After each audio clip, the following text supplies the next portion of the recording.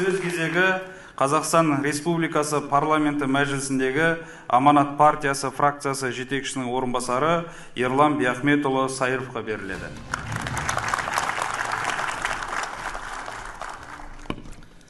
Қадірменді әріптестер, президент Қасым-Жомарт Тоқаев 2019 жылы наурызда билік басына келген күні Қазақстанда демократияландыруды тереңдету қажет деп мәлімдеді. Мемлекетімізде плюрализмді дамытып, әр алуан ой-пікір мызғымас мемлекет концепциясын ұсынды. Мемлекет басшысы осы саяси ұстанымын әлі күнге дейін дәйекті түрде іс жүзіне асырып келеді. Еліміздегі саяси жүйені жетілдірудің салмақты салиқалы, эволюциялық жолы батыл түрде іс жүзіне асып жатыр. Ұсынылған конституция жобасы жаңарған Қазақстанның қарышты дамуға бағытталған жаңа бет әлпеті.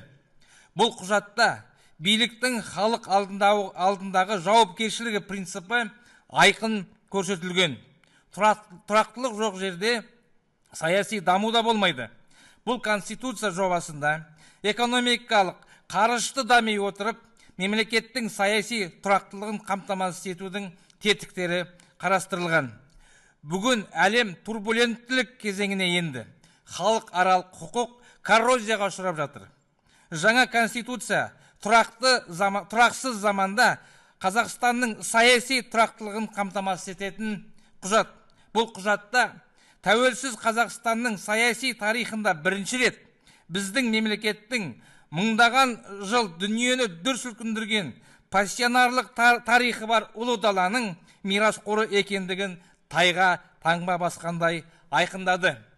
Америка Құрама Штаттарының конституциясының авторларының бірі Томас Джефферсон конституция бүгінгі тірі ұрпақтарға қызмет етуі тиіс деп атап өткен. Жаңа конституция жобасы бүгінгі ұрпақтың саяси мүддесі тұрғысынан жазылған. Сондықтан Аманат партиясының қатардағы мүшесі ретінде Қазақстандағы беделді, ауқымды саяси күш ретінде Аманат партиясы мүшелері жаңа конституция жобасын толыққанды қолдайтындығын мәлімдейміз.